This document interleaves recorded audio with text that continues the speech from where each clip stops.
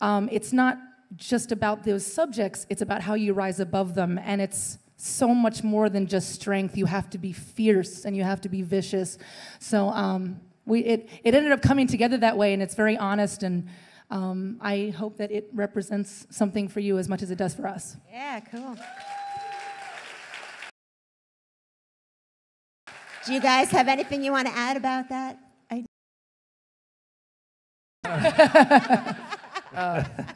mean, you know, Lizzie and I could just chat all night, but we don't want to leave you. It's musically vicious too. Yeah, you're right. Like, we really put a lot of time into the musicality of this, and it's going to be hard to learn live. It's going to be really a challenge. So yeah, we're not ready to play them all live yet, but they'll be ready soon. I think viciously, it's a record that you can hear all the personalities of everybody on this record. I mean, I'm a drummer. I know my role. You know, just gotta lay down the twos and the fours. You know, but well, all right. He doesn't know his role.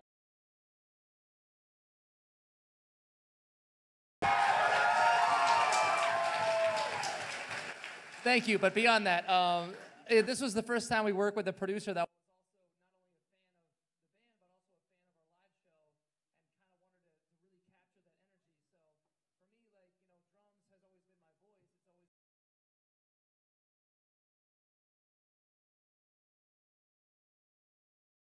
this was a way working with Nick, exactly. Working with Nick was a way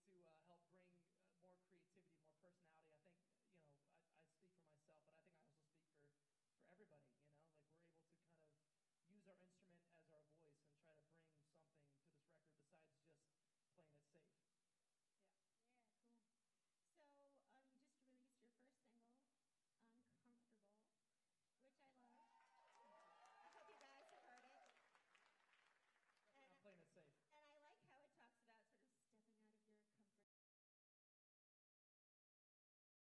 something to this record besides just playing it safe. I've seen it all. We're very comfortable in confined spaces. Yes, not much anymore. This song is about being unapologetically yourself, and in this day and age especially, you can't make everybody happy. It's absolutely impossible, and so you just kind of have to, you know, say that's okay. Eventually, you have to just say that's okay and stop trying to please everybody. Kind of be proud and almost relish in the fact that by being yourself, just solely by being you, you're going to make a lot of people uncomfortable. So, yeah. And I like how you sort of made like a, you know, an anthem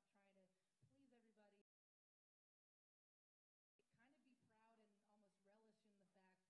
But yeah, you know, it's okay. It's great. So I had the opportunity to listen to just a few of the songs on the album. They didn't give me the whole thing. I don't know. You got more than most. They're teasing even me. But I was wondering about a song called Do Not Disturb. And for years, guys have been bragging about their sexual exploits, and I was wondering if Do Not Disturb is sort of your answer. Well, you know, I mean, in the world of rock and roll, sex is not just exclusive to boys. And to the male gender, I mean, we, as women, we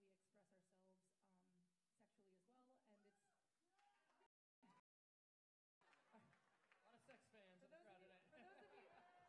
For those of you who don't know, this is my little brother, and he has his own set of earmuffs when I start writing these songs. So I've accepted the fact that it just comes with rock and roll. You know, it sells, it works. You know. But as women, we approach sex with a position of power, and it's almost this regality. It's our right to express ourselves sexually, and as you know, as me being the I get off girl forever now, you know, I like to express that, you know, just from my point of view, being in rock and roll, and just it's just so much fun to do that. And yes, it does make a lot of people uncomfortable, but and this song, Do Not Disturb, is you guys haven't heard it yet, but it is based on a true story, and if you go over every song that is based on sex that we've ever released, we've just turned it up just a notch. So listen to it in headphones and enjoy yourself. Do not disturb. See, it's already stuck. I love it. I'm so sorry. It's a sticky song. It's a stick. Sticky. I'm not going to touch that one. There you go. Or will I? See? We're having fun already. So you guys recorded in Nashville, and I think you've recorded there before, correct? And so is it weird for, a heavier band to record in Nashville? Is Nashville, known for country, but... Go ahead. Yeah, no, not at all. I don't. No. The location really has nothing to do with our goals as a band. But it's nice to be close to home because we live there, and so that we had that going for us. There's a great rock scene in Nashville.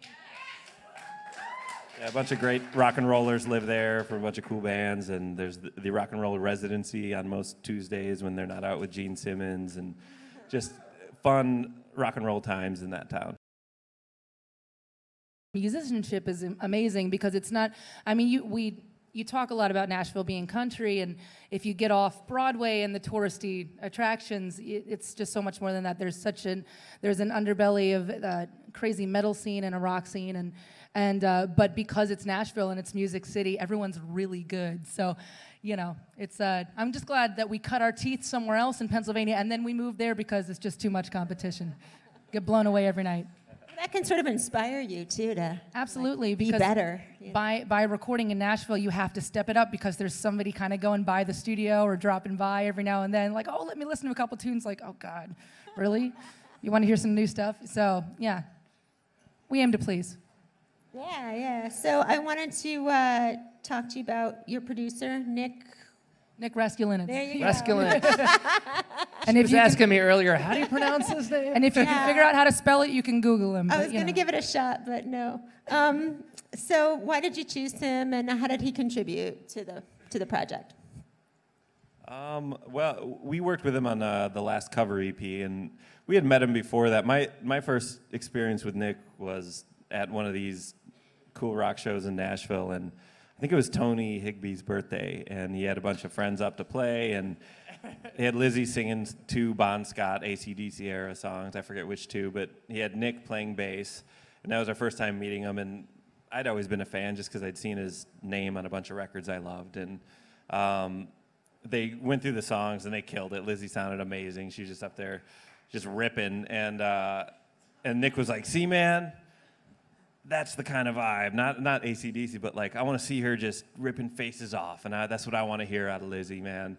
And I was like, totally. I'd like, yeah, of course. I mean, we all do, and we just kind of kept that musical conversation going, and we worked with him on the cover EP, which was such a good experience. We're like, will you please? We were kind of testing him out there. And yeah, we went in, and we didn't know what exactly to do. We wanted these great songs that were in the tradition of Halestorm, but how do you push that forward? How do you take it up a notch? And we were a little bit lost, just like we're not sure, Nick. And he was like, well, let's start with the 4 of you in the room together and just start playing riffs and let's see what happens. He was bopping in and out saying that was cool, and it just went from there, and we started building the groundwork. Yeah, it's amazing because, with Nick, I mean, he's not just a fan of our band, but he's such a fan of rock. And if you don't know who Nick Raskulinets is, he's responsible for most of Alice in Chains, bringing Korn back, Deftones, the Foo Fighters, Queens of the Stone Age, Rise Against, Evanescence. Mastodon, the list goes on. So he's a rock fan. So we really, he kept us pushing the envelope, whereas when we thought we were rocking enough, he's like, no, you can more because I've seen you.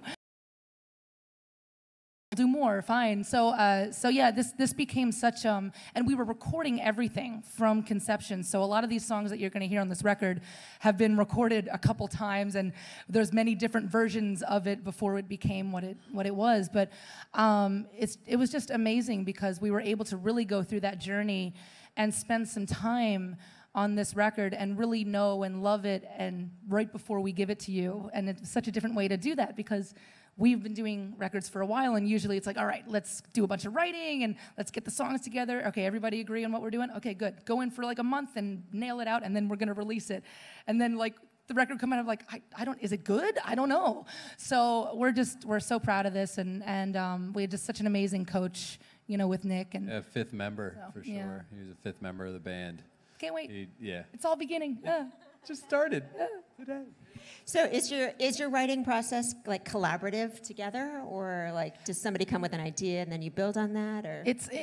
There are many ways to skin that cat. You really all you're doing is you're chasing whatever gets you excited. So a lot of times I'll come in with an idea and the guys will help me raise it, and then specifically with Uncomfortable, that started out as an instrumental. And it actually has a couple different versions. We ended up settling on this one. But you know, for a while, I didn't know what to write about with this one, but I loved the music so much. And it ended up a conversation that I had with all of you guys on the socials, and we started really getting into that subject about just being you and unapologetically. And I'm like, you know what? I haven't really written about that specifically, and I think that you guys deserve that. So yeah, it took a second. But then there are songs on the record. For instance, there's a song called Heart of Novocaine that I wrote on piano first and brought it in, and we just kind of built it around the vocal because all the lyrics were done. The song kind of came out in about 5 minutes, and it was a special song to everybody, but we ended up building it around the voice instead of building it around music. So yeah, there's many different ways. You just have to really just keep chasing what gets you excited. Anybody else want to? Yeah, I mean, that was definitely the nice thing about making this record. Every time we go in to make a record, we feel a little bit more confident. We got another 2 or 3 years of touring under our belts. That was the cool thing about this record, and working with someone like Nick was very much encouraged. Was the four of us being able to, starting with the four of us, basically, as opposed to every other record where it's kind of done in a systematic way, do the co-writes, get the songs together, get the parts together, knock it out, put a bow on it, put it out in the world. It was very much from the very beginning, starting with the four of us in a room, just like the old days, Yeah, so, and which works, and we're so proud of our last records, but we just needed to shake it up. And so, yeah, so like we would come into the studio and it's like, all right, Nick would be like, all right, what do you got? Do you got a riff? All right, let's just follow that. Oh, no, and then it's like, oh, that sucks. All right, let's do something else. Who else has got something? So it was very rapid fire, and so... And we need that, because otherwise we'll just we'll guess ourselves to death. We need somebody to be like, no, just go do this. We need an authoritative figure. Yeah, okay. So you've been touring with a couple of other female-fronted bands in this moment on New Year's Day. Some of you were there. Yeah. And I wanted to ask you guys, why do you feel that it's important to tour with other bands with women at the helm? And, what is it about those particular bands that you really like to put on the bill with you guys? Well, we're just about to start our second leg with these girls, but we've been touring with In This Moment, so Maria Brink, and New Year's Day, Ash Costello, and Ash and Maria and I have been friends for years. We just never get to see each other because we're always working and we're always on different tours. Oh, you're in Europe? Okay, I can't see you for another 3 months, whatever. And so we put this tour together just because we really like each other, and this is the only way we're going to be able to see each other. And I got my girlfriends too. These are my guy friends. I got my girlfriends. But what happened during that whole thing was when we started touring together was the climate of the world changed and this movement happened. And we didn't realize how important this tour was until we got on stage.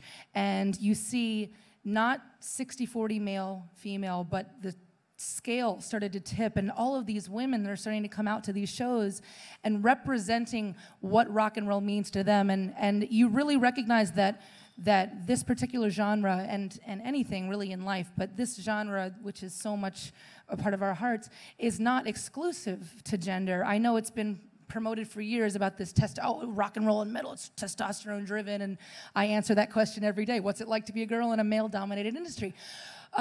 It's fantastic, by the way. But so you get on.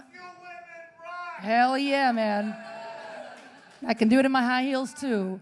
But no, we realized how important this was, and you see these girls owning this feeling, this beautiful feeling. We've been talking about this a lot the past couple of days, is that rock and roll and this heavy music is a feeling, and we approach it in our way, and it's just so amazing to see that happen. And than Maria and Ash and I also talk about. By us doing this tour, we're on stage literally showing women that you can do anything that you want to do in life. I'm talking to you. Anything you want to do, and because we're living proof, because we're here. So yeah, it's been amazing. It's been amazing. Yeah, awesome. Well, I appreciate it. And we need more women playing drums too, because that's really cool. Yeah, we do. It's badass. We need more women playing drums and bass and everything. Yeah. Bass is cool. So I wanted to ask you guys how you feel. I just want to ask you guys how you feel about sort of backing up this message of female empowerment and what's that like for you guys? It's fantastic. I mean, when we started, Lizzie in particular, I mean, I can only speak for her at this juncture, but Go right ahead, Josh. You're allowed. thank you. But she was, we as a female-fronted band were on an island, really. I mean, as a baby band, all the bands we toured with were guys, and they were incredible to us and really showed us the way. But you didn't see a lot of other girls out there, and now you're seeing. There's 4 female-fronted bands we just toured with, and we're going to continue that. But you're also seeing it on the throughout touring and throughout the industry, but tour managers and crew and Not just on stage. Yeah, everywhere, like throughout the industry, and so that's like in the past couple of years, it's just this thing you notice now. You're like, wow, this is like I don't know, the scales have sort of evened out here. It's when we first started, before like just playing Pennsylvania bars all the time, I remember we got to showcase for some record labels and stuff. What to do with you? We don't know, so whatever, and Atlantic took a chance, and our manager Bill and Scott Sokol. Yeah. And you got to give Lizzie credit, because every time someone told her you can't do that, it's just like, yeah, we're just gonna do what we do anyway. So just keep going. I think and it's that, cool. when it comes to music, it's complete bullshit if someone's going to say that you can't do something for any specific reason. Music is a free thing, and if you feel it and you want to make it, then you should do it, no matter who you are, what you are. I like that. Well, it's coming. So I know that you, Getting hungry. I also appreciate how you are a role model for young girls, some of whom are probably out there today watching. Do you feel like because there's, young kids watching and listening to your music, does it ever affect, your musical output or outlook? Yeah. It's funny. I never used to get asked that question, and it started up recently.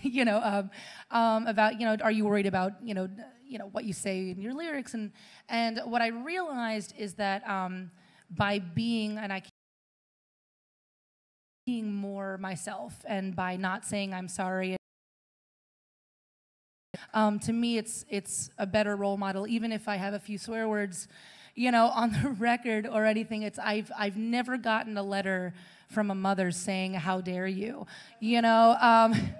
And I've only ever gotten the opposite. And I get these. Speaking of letters, I get physical letters every day from these kids that are drawing pictures of me with my Explorer and talking about how we were their first concert and now they're starting a band with their friend, or hey, you encouraged me to paint because that's what I really want to do. And it's just so fulfilling, because when I was growing up, there wasn't a whole lot of that in my scene, and so I grew up a lot with these male-fronted bands, and then I kind of had to reach back to our foremothers of rock, Hart and Pat Benatar and Joan Jett and Stevie Nicks, and to see like, oh, well, that's possible. So there was a light. There was a light at the end of the tunnel when you're introduced to a woman doing that for herself and then carving out her own path in life, no matter what that is, and man, just to be able to be that for somebody. I didn't ask for it, but the fact that I'm able to stand up here and represent, I feel like it's a responsibility, and for me to just be me and be the best me I can be, and encourage everybody to be the best them. So yeah. So I want to talk a little bit about the beginnings of Halestorm. Uh-oh. Just a little bit, because you probably told this story before. But I know that you didn't start out on guitar. And so when you did pick up the guitar, did it take you a long time to get up to speed? Like, how was that for you? And why did you fall in love with guitar and sort of step away from the keyboards? Well, to be completely honest, I picked up guitar because I want to be a badass. That was the only reason. But I did fall into it kind of abruptly because I was playing keyboard at the time. I started out on piano. Our dad's a bass player. There was always music in the house. We grew up on Deep Purple and Ronnie James Dio. It's like there was always... It was inevitable it was going to happen eventually, but when we first started, we had hired a 16-year-old guitar player who was only in the band for 6 months. His mom made him quit, and he ended up lying to his mom and still doing gigs with him, told her he quit, but they didn't tell us that his mom... It was a mess. Anyway... When he quit the band, he was our first guitar player, and my 16-year-old self is distraught. I'm like, oh, we're never gonna find another guitar player, so I might as well learn. And literally, I had a few lessons, but as is tradition, there weren't a whole lot of guitar teachers that would teach me because they didn't think I would take it seriously because I'm a girl. So I got some books, and I played by ear on my keyboard, and like, okay, that's E, that's E, okay, and it just did it the long way. And I tell most people, if you're gonna go my method, just play it loud and start making noise until you start making a noise that you like, and then just go with that. So that's the science of that. Just play it loud, it doesn't matter. Yeah. It's science. It's science, yes. So since we're on Guitar World today, I thought we'd chat a little bit about gear and what you guys' go-to guitars are these days and what you're plugging into and all that. So who wants to? You want me to start? Yeah. So I'm a Gibson girl. I always have been. I saved up for my first Les Paul Custom, and that took a long time, but still have that little sucker. And now I have 2 signature guitars on Gibson, so they've been very good to me. They're out. Yeah, I play through JCM 800, Marshall. I'm kind of a meat and potatoes type of girl. I don't have a whole lot other than what I do with my guitar and what I plug into the amp and play it really loud. And I play and sing at the same time, which is always a dance. Then you add in the 7-inch heels. It's a big mess, but somehow I work it out. And but yeah, I think that for me, I was attracted to those 2 brands because that's just been the staple. This is what my heroes played. So, yeah, that's the gist of it for me. Go ahead, Mr. Pedalboard that goes to the moon twice. I love guitars and gear, and it's what I collect and kind of all I do every day. Yeah, I don't have any signature models. Right? I don't really want one. I don't like working with any companies. I just like playing guitars that inspire me. So I have. You settle down, sir. No, but I got my Fenders and my Gibsons and my Gretsch, and I just got a Manson, which is a really cool guitar. This guy Hugh Manson in England makes them. He's John Paul Jones's tech, and it's got a fuzz factory built in and all this weird shit in there. It's just cool and weird. When you hear the record, you'll hear it on 2 songs. We put them right next to each other, White Dress and Vicious. You'll hear that guitar just doing its thing, and it's different and really cool. But yeah, it's all kinds of gear. I just got a new guitar yesterday because we're going to do something with Guitar World, and I didn't bring any of my guitars, and I was like, well, it sounds like a good time to buy a guitar then. Good excuse. It's always a good time, right? Yeah, always. As apparently, Nightbob just told me that Walter Becker coined this term, but apparently I have bad gas, which is guitar acquisition syndrome. So I was going to say that could be either way at this point. you were back there in the room with me. You're just across the bunk hall from me. Just keep attest calling to it most that, of- Joe. There are things you can't unsmell. That's true. That is true. All right, I'm changing the subject now. Sorry. What about you, Josh? I've got a lot of cool basses over the years, and I always, like, my go-to for it was used a lot on the first 2 records, and it's really like my live sound as a Rickenbacker 4003, and the thing is just sings. The more you go up the neck, it just sings, and it's really cool. And I go through a super bassman, which is, I love it because it has it's 2 channels. It's got a vintage and an overdrive, so you can get this get teeth, but you don't have to sacrifice signal by throwing in fuzz pedals and all this nonsense that just kills your signal. So I do that, and then I have this cool Moog Taurus pedals, and and it's fun because then you can start working up the neck on the bass and make some cool colors, but hold it down, with your feet. Cool. And I don't want you to feel bad if we don't ask you. So why don't you share what you're playing? I actually do have a Gibson Lucille. I'm in no way a great guitar player, but I use it as a songwriting tool. And I've kind of always looked up to drummers that also play guitar, guys like Dave Grohl and Marcus Mumford and those guys. I've been into the acoustics lately. I think it's a kind of a rhythmic guitar, rhythm guitar thing. So, but I just use it for recording songs and stuff like that. So when you guys started out, what were you playing? Were you playing rock Oh, music? goodness. Rock music? Oh, we thought we rocked. In our minds, we were fantastic. Yeah, but if you ever want to laugh at like 3 a.m. and you just, can't go to sleep and really want to chuckle yourself to sleep, you can literally Google our name because we've been Halestorm since 1997, and just put in 99 or just a random 90s date. You'll see what we were up to. But we were lucky because we had parents that had such they had such a childish, reckless abandon approach to parenting. So when we had some weird idea, like let's build a rotating upside down drum kit for my little brother and strap him in.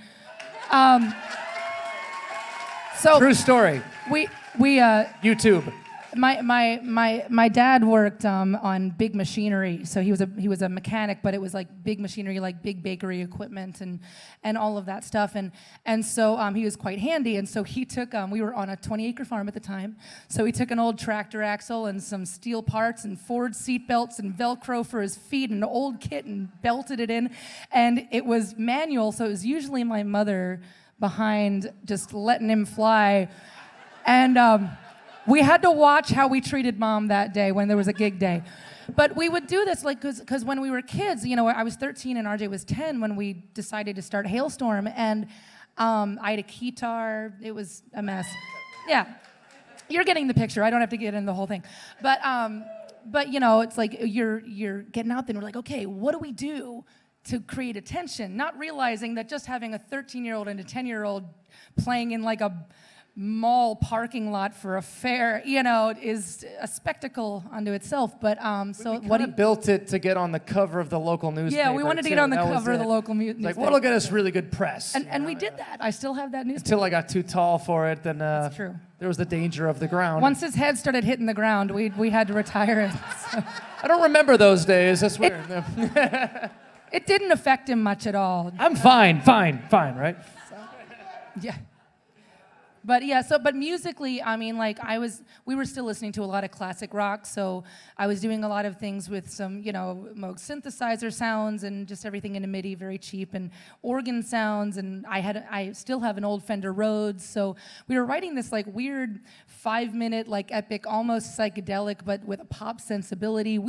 I have no idea, but like I said, you can look it up and see for yourself, but we just loved it because we would literally be in the family van going to the coffee house gig that somehow we begged to, stand in the corner, and the rule was we had to be quieter than the cappuccino machine, or like our first bar gig was happy hour in the corner, but we're going to the gig, and I remember, I think it was you who would always point out, like, see all those other people in the cars? Where are they going? I don't know. To work, somewhere boring, to school. We're going to a gig. We're gigging, man, so it was great, it was really, I look back on those times as fond memories, because still a road gig, man. We were doing it, so yeah. And we're on tour, man. And I wanted to ask you, like, You talked for a second, you mentioned guitar heroes. So who are like some of your guitar heroes? And even today, like who do you think is really, besides you, of course, is killing it? I'm amazing. No. Mine were a lot of, it was a lot of classic rock. So it was Tom Kiefer from Cinderella, was the guy, was that collection, the VHS collection of night songs. Some of you will never know the joy of sticking a VHS tape into a VCR and putting it and just letting it play. Adjusting the tracking. So Trying to get the tracking. Yeah, the right? tracking, it gets old, yeah. So I had a collection of that, and those videos really just made me want to pick up a guitar, and a lot of the way that he plays, I never really recognized, but the guys recognize in my playing, oh yeah, every time Your we sing. vibrato and The Tom's vibrato, yeah. vibrato are like... So there's that. I also, honestly, I really loved Neil Young's approach to soloing, and I know one never really talks about him like he's a guitar hero, but he was amazing. Those jams, he had no idea what he was doing. He had no idea, but or somehow did it he? sounded great. Or did he? Yes. The one-note solo is... It's it takes brilliant. a lot of talent to Brilliant. own one note. You know, it takes a lot of talent to How about Prince? sing on one note. Prince? Another unexpected, insane guitar player. Oh, yeah. Wow, I didn't know that. So I saw that you guys have a date coming up with Joan Jett. Yes, And absolutely. Another guitar hero. Have you played with her before? I have never played with her before. This is going to be the first time. So yeah. I thought you maybe were rocking the Joan Jett hair. Well, you know what's funny? I did this, and then we got the gig, and I'm like, oh no, she's gonna think I'm the biggest super fan, the biggest germ. So of course I'm gonna wait outside her dressing room and be like, hi, in leather, you know. You gotta get the photo, a Absolutely. selfie with Joan. A selfie with Joan Jett? Are you kidding me? Yes, absolutely. It's funny. I've sung and I've performed with a lot of my heroes, and every single time, you put on your leather jacket and you're like, I'm cool. I can hang. I've done this. I'm putting out four records on Atlantic Records, and I won a Grammy. Every single time you get on stage and you're like, oh God, the 13-year-old self is just screaming, and you gotta press her down, just stop it. Don't embarrass me. So, yeah, that'll happen again. It's about to happen again. And you have a lot more tour dates coming up, right? Yeah, but I'm the wrong person to ask. My booking agent is here somewhere. All right. I'm sure you can go on hailstormrocks.com and find out. You can go on hailstormrocks.com to find out, though, and I'm going to do that in a little bit. So, where are we playing tomorrow? Let me help you. It's July and Thank you. August around the U.S. within this moment and New Year's Day. And the show with Joan Jett's in Minnesota in August someday. I don't know. Yeah, Thank so you. August 9th. August 9th. I heard August 9th. You guys should fly to Minnesota for I heard that 9th. Do I one. hear 10th? Do I hear 11th? Well, so we're going to take a few questions from the audience, and then you guys are going to share a few new songs with us. We're going to do a nice array. And before I take a question, I just want to ask you, are the songs you're playing tonight, have you played them before? There's one song that we've played before that you guys will know. We're going to kind of do an oldie and then something from somebody else that we've never played before, and then a brand new song. We're going to do the title track to the record for you guys. Ooh, yeah. Yeah. Uh-oh. Okay, so we have Brad out there with a microphone, and he's going to pick somebody to ask a question. I can't see, Brad. so Brad, why don't you... Brad, I read your book, the Jimmy Page one. Did you write that? I wrote that one. Yeah, that was awesome. Awesome. Yeah, he's a writer. God bless you. Yeah. Okay, here we go. Oh, can I hold this? Hi, guys. Hi, Lizzie. Hi. I'm going to speak for everybody here. Everybody's here because we love you guys. Oh, thank you. Okay? Thank you. I myself am a heavy metal hard rock fan, and the fact that I know you respect Doro Pesch, Absolutely. Joan Jett, Stevie Nicks, everything you said. But I just have one question. Is it true, did you take singing lessons from Steve Whiteman from Kix? I did indeed, actually. That's a funny story. So we got to open up for his side project back in, I don't know what year that was. I'm not going to give you the date because then you'll do the math and you know how old I am. 99, 2000 probably. Yeah. Something like that. We opened up for his side project, Funny Money, at the Tourist Inn in York, Pennsylvania. And I knew of Kix because, of course, I'm a few behind in music. I grew up in the 80s. So we got to play with him, and he was just amazing and doing those kicks and singing. And I heard him warming up, and I had never really knew the concept of a warm-up before I met him. And so I was just kind of asking him some advice, and he said, well, actually, on the side, I teach at the basement of Marty's Music in Harrisburg every Tuesday, and would you like to come down? And so I went that Tuesday, and I got down the basement, and he showed me things I had never known before about my own voice, and I went to him for 2 solid years every Tuesday, and he taught me everything he knows, and I still warm up in a towel, and I do all the things that he taught me. So, yeah, that's awesome. Yeah, thank you. All right, we got another one. Hi guys, I'm Becky. Hi, Becky. Hi, Becky. Hi. Becky. For up and coming bands, what would you guys say is like a huge challenge that you guys have faced in terms of like growing as a band? Also, like, have there been like levels of like, okay, this is difficult, you get through it, and then things just kind of get harder and harder as you go? Yeah, it's a long and slow ride, and we did it the really long way, because we remember before social media, we actually flyered.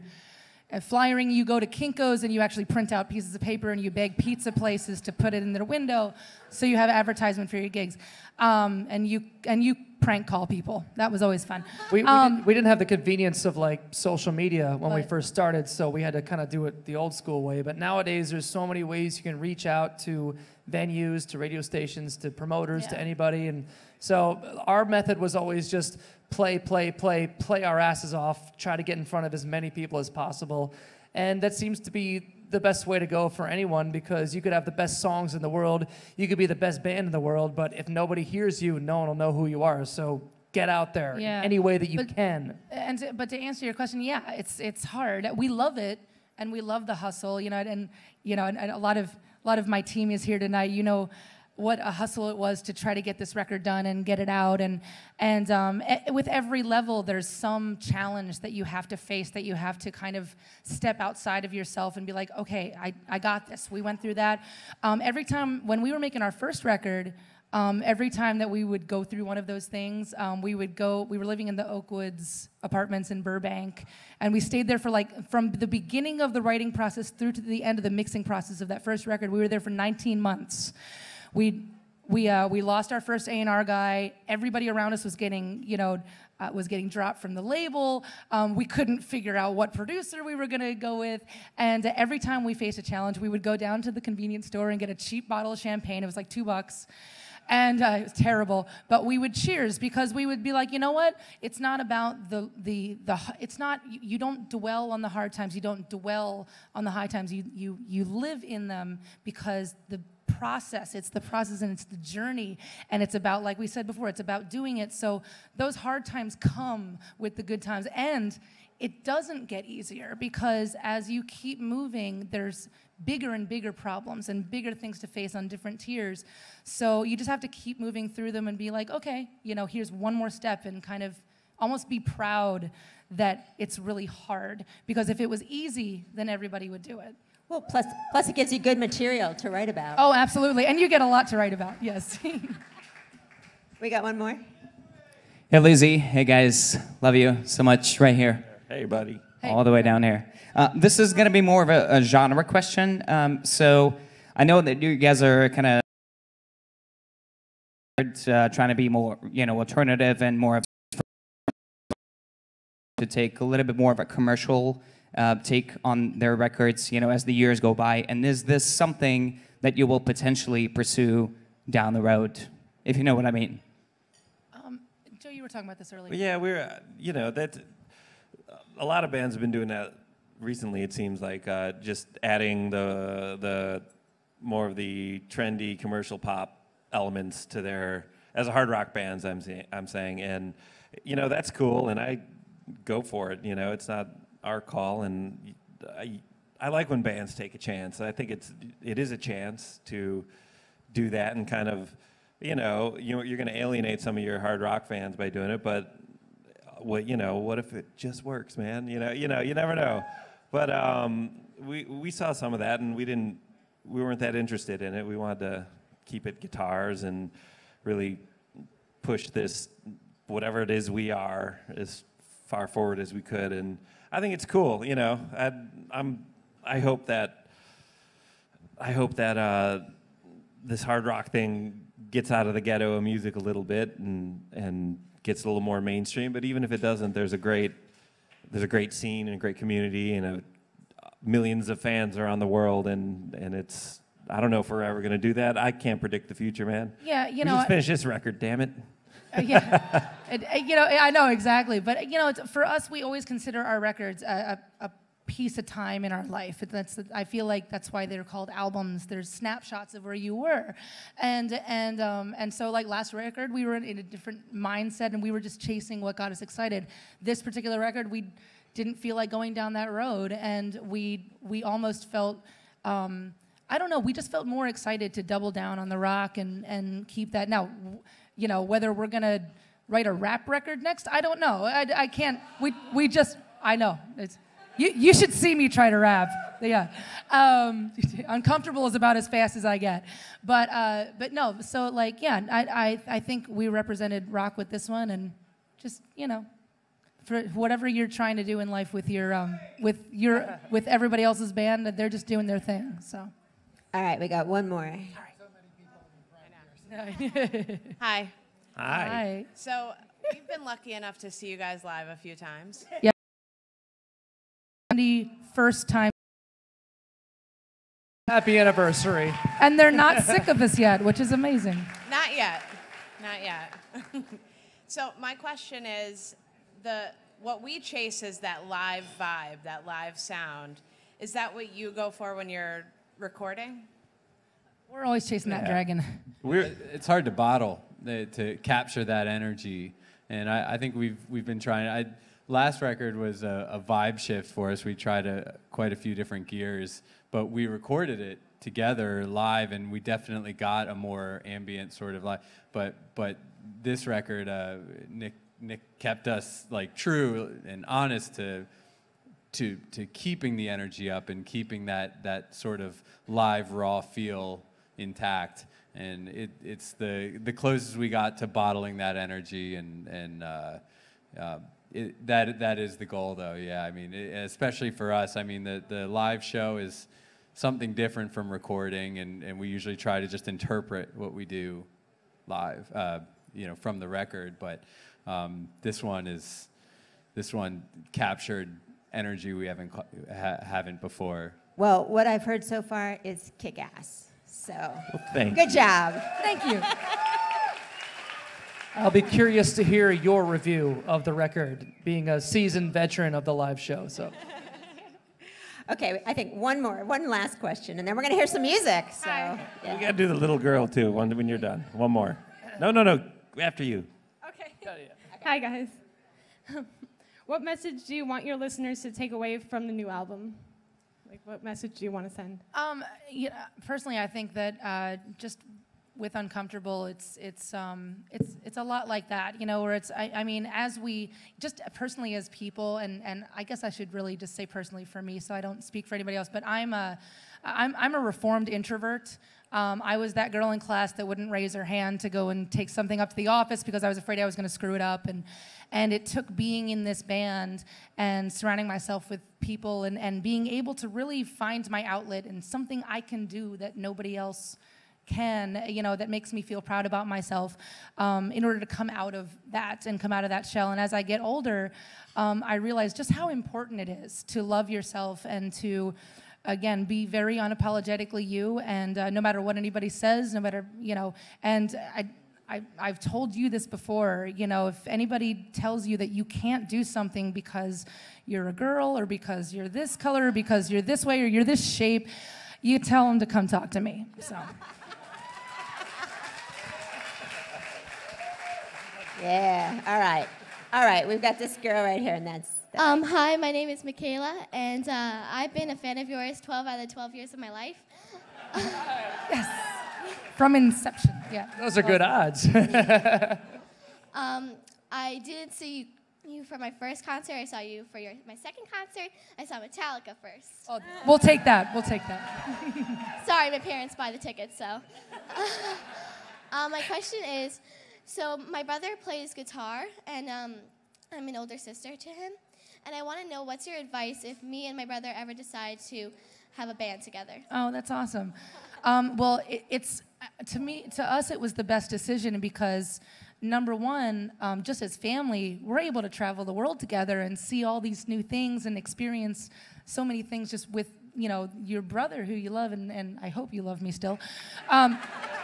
We'll see. The jury's still out. But the other thing, musically, we have a different language, than anybody else that we play with because we grew up together and we can almost kind of predict what each other is doing. And I truly think that because we have that family vibe, that has kept our band together because you don't break up the family, therefore you don't break up the band. So we know how to fight and not break up the band. Yeah. Which I'm sure you know what that feels like. You get into fights, but you're still family. So there's a chemistry there, and that chemistry, brushes off on everybody that comes in, because when we brought these guys in, it took us a while to find them, but they had the same type of family feeling that we did, and they've now become our adopted brothers. Same thing with our crew. Our illustrious Mike Mahar is in the house. Yes, Mike Mahar on sound. The infamous. So everybody that comes in that wants to be a part of it, feels that energy. They want to be a part of that family, a part of that cool group, But the way we got started is really you just have to do it. So, play together we played together in our parents' living room for a long time, and then we got our mom to book us a gig at a coffee house, and then the next one was at a bowling alley, and we started meeting other people and other bands that liked us, and they would take us and give us gigs, and so it's play in front of as many people as you possibly can, and each time it gets better and better. And I can't wait to buy tickets to come see your show. No, why don't you tour with us? Maybe you'll open for Hailstorm one day. Hang on, say it again. Sure. I sang Dear Daughter for my talent show, actually. Oh, really? Oh, Dear Daughter, that's awesome. All right, guys. Keep thanks going. so much. Keep doing it. We're going to just give us a minute. We're going to reset the stage, and then these guys are going to play for you. Thank you, guys. Thank you. Are you happy now?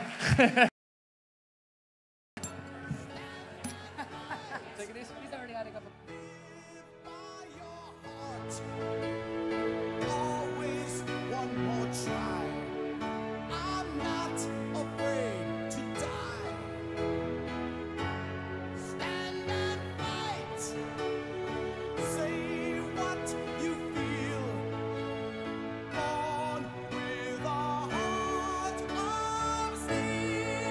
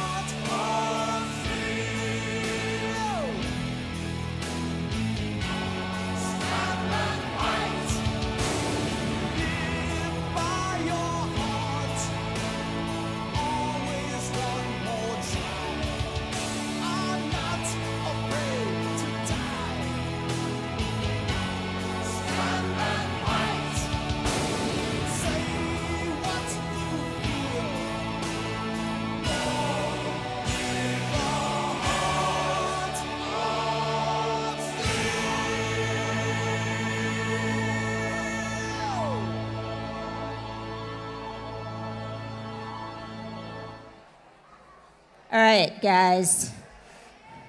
Are you ready to rock? Yeah. All right, Halestorm, come on and give us some new music.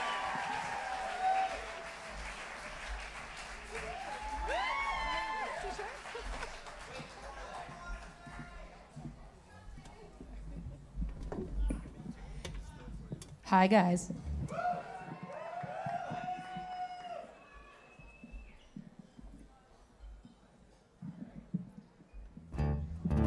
And you know what? I know we got a lot of diehard fans in the house tonight. You are such a huge part in what we do. I hope you know how important you are to us. Thank you so much. This is cool for me too, because I'm usually way back there, and I get to be up here close to you guys today. Yeah. You're in the splash zone.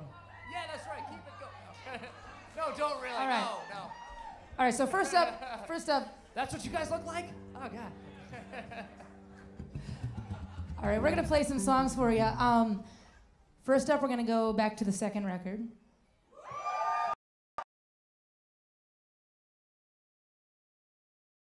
Acoustic song, but it kind of works.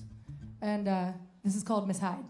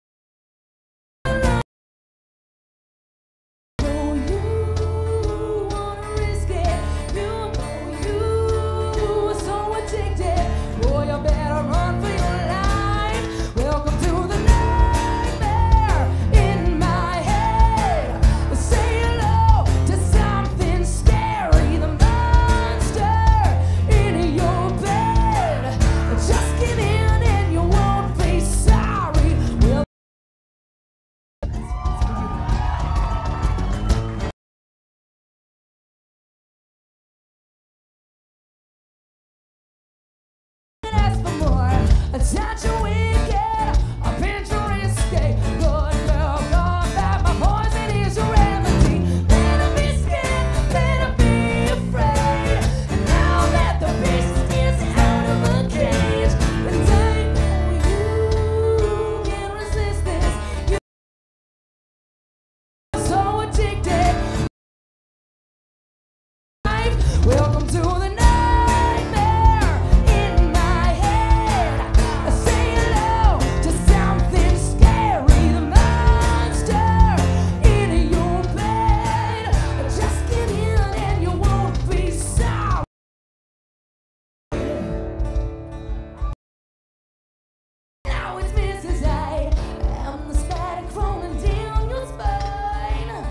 Underneath your skin, out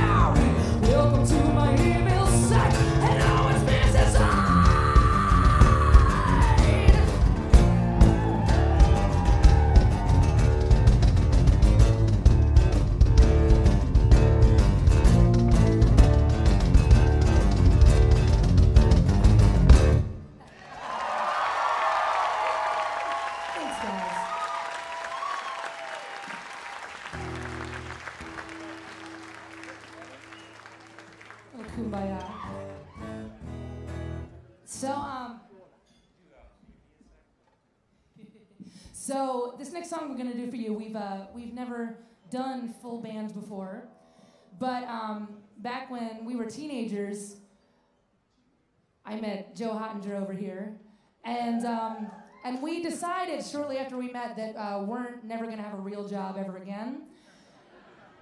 Of course, there's always rent and things that you do need money to do those things. So we would play 4-hour acoustic shows at local bars all week.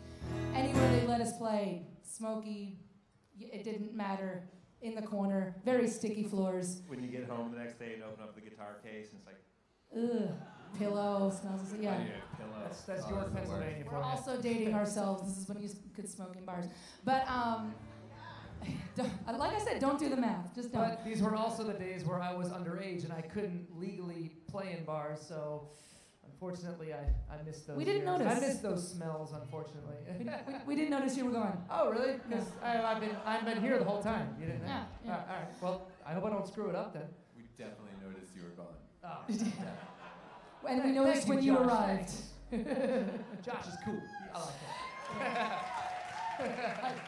That was subtle. I liked it.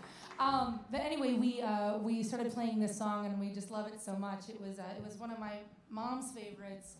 Still is. She's still here. Mom's still kicking. But it's one of her favorite songs, and we told her once that we would play it for her. So we're gonna do it again, but do it full band. This is Jefferson Airplane. White Rabbit.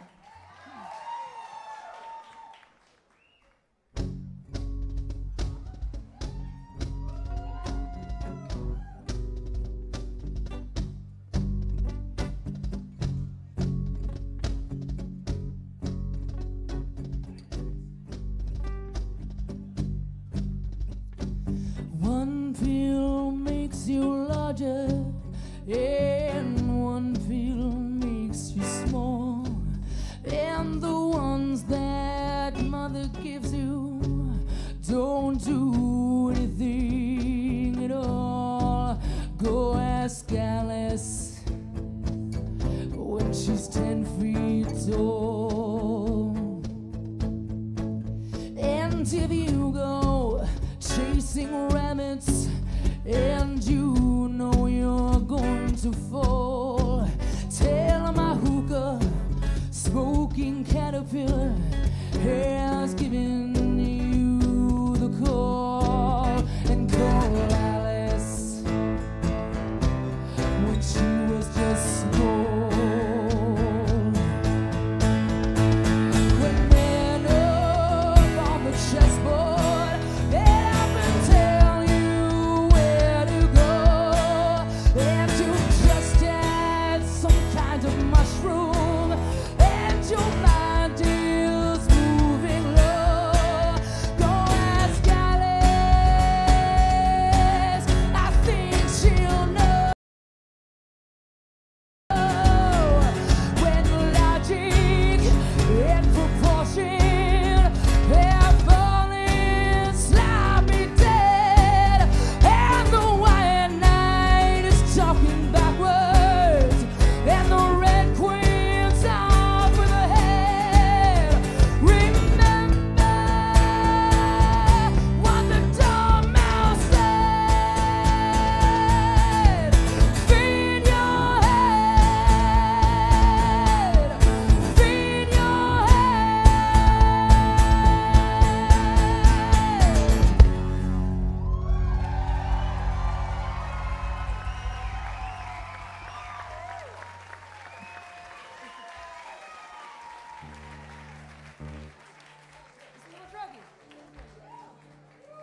All right. Before we play this last one, just thank you so much for coming tonight. Thanks for throwing the party. Thank you to our entire team who is in the house tonight for believing in us. How many years on Atlantic? This is 12 years, something like that. And you know, our amazing manager, Bill McGathy, and our amazing booking agent, Scott Sokol over here. Our wonderful one-man crew, Michael Mahar on the sound tonight. And And all of you, thank you so much again for enabling us to do what we love every single time. Our album, Vicious, comes out July 27th. I cannot wait to show it to you guys. I'm gonna stand. And this is the title track off of that record. This is called Vicious. I gotta stand.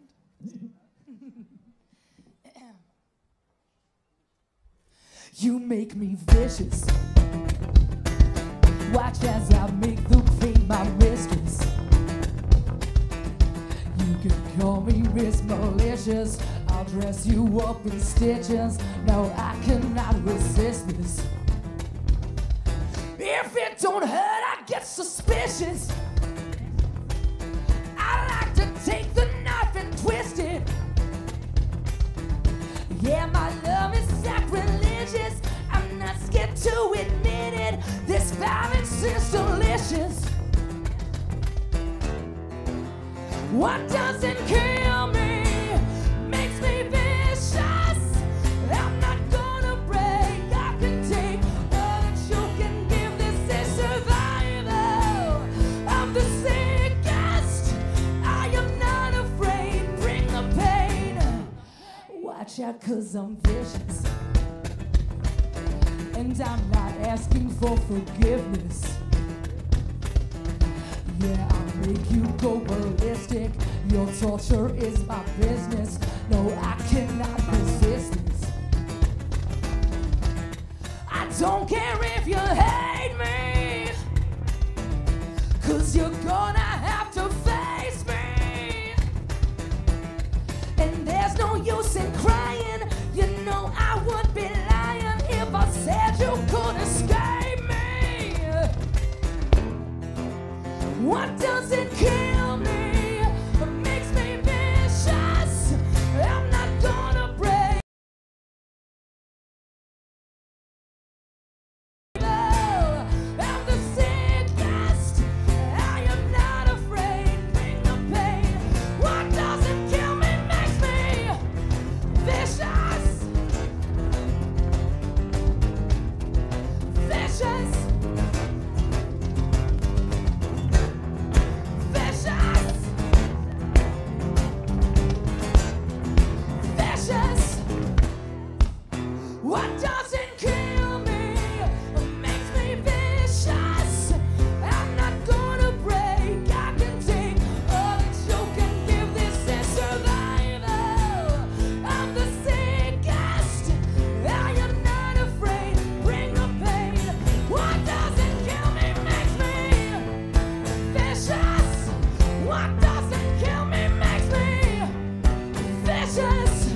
What doesn't kill me makes me vicious. What doesn't kill me makes me vicious.